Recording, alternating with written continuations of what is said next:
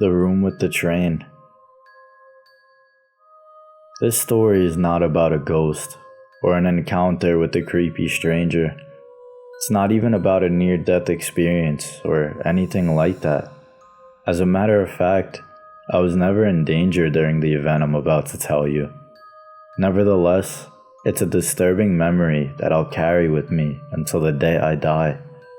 I grew up in a small city, the kind of place you could barely call a town if it wasn't for the sheer number of people living there. Downtown was only a couple of blocks long, and in the middle of it was one of the biggest buildings in the area. It was the local movie theater, named after the city.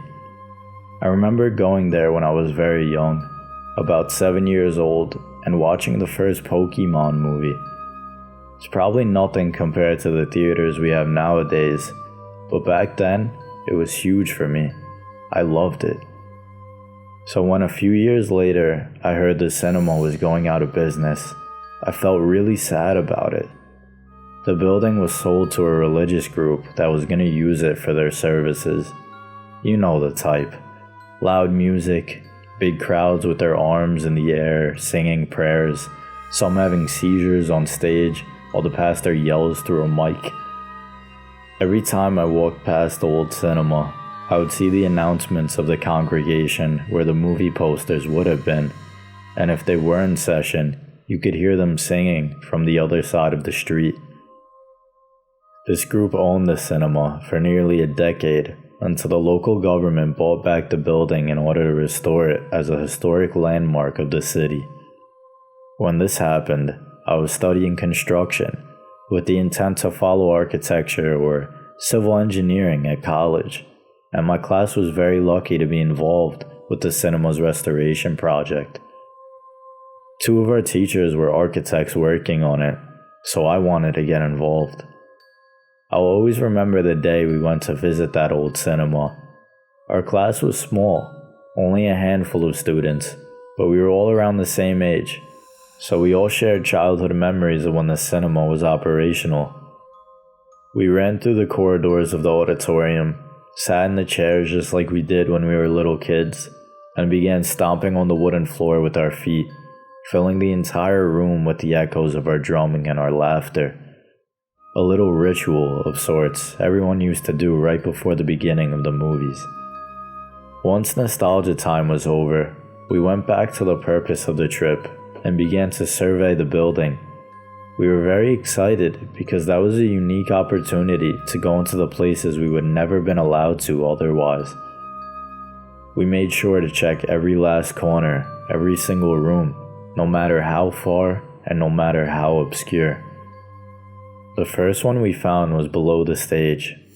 On one of the corners there was a little door, not very visible, probably because it was meant for maintenance staff only.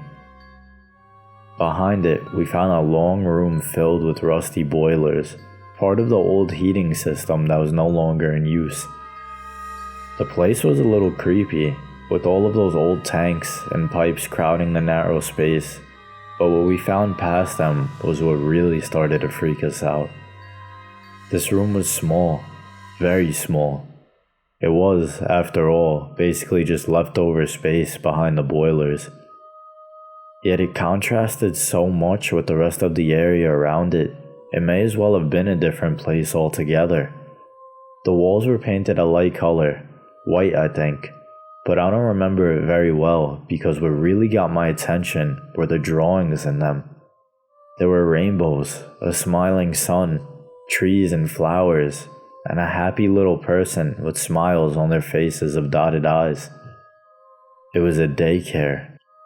The whole class and teacher gathered to see this discovery. We were all very confused about the strange placement of this room. We could understand the need for a place to keep the kids. Perhaps they were too little to be amongst the crowd during prayers, or maybe the ones of the people who worked there, but the placing was just odd. The stage was probably one of the loudest places in the auditorium during the services, and this was right below it, so there's no way it could be a quiet place for children. We left the boilers room and continued our tour throughout the theater, a little puzzled about our finding, but not giving it too much thought. Outside of the auditorium, there were the bathrooms, both in terrible condition, the ticket sales booth, and a huge set of stairs that led to a mezzanine in the auditorium.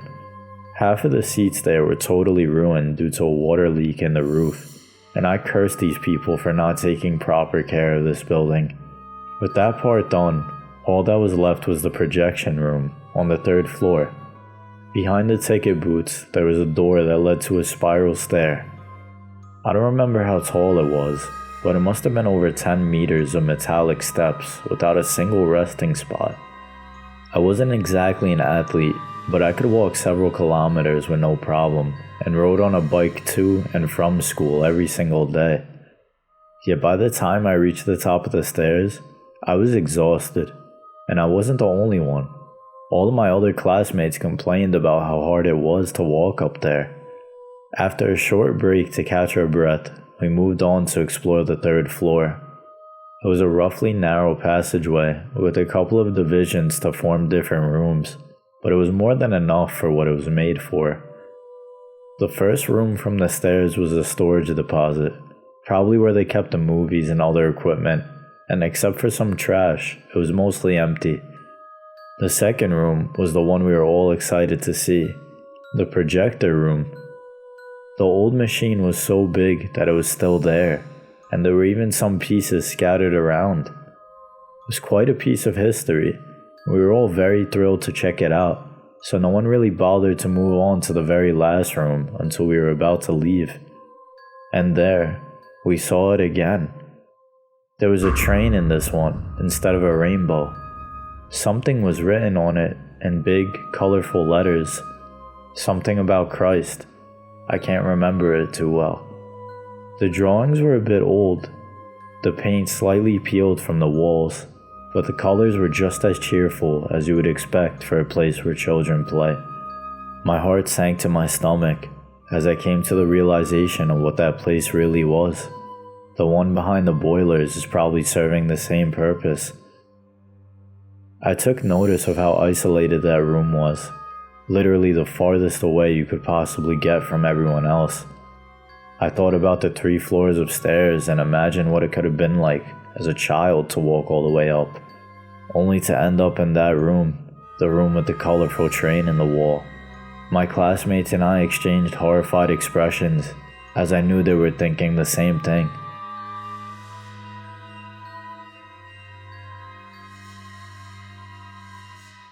We never visited the theater again. Even though we continued with the restoration project for several months, we never talked about those 2 rooms. Cases of molestation in the church are well known by everybody, to the point that the pedo priest is practically a cliche. But this is the kind of thing you'd think would happen in another place very far away, another city, or even in another country. You never imagine it could happen in the very same town you live in, the place you grew up, and the very same building where you once watched a Pokemon movie when you were 7 years old. The building I once knew as innocent, the one with my childhood history and my beloved past. It's almost as if I didn't want to know about it anymore. This place had become a burden to think about, even with the restoration project going on. I just couldn't keep my mind off of those 2 rooms. I'd hoped deep inside that they weren't used for what I was thinking they were. But deep down, I knew that they were, and so did everyone else. It's not understood exactly why, how, or what this place was made of. Whoever lived in it before clearly had something that they were hiding from us. Their secrets lay below and above what they showed to the public. The only thing that I was sure of is that the place that I'd known and that I'd loved had now become something much more sinister.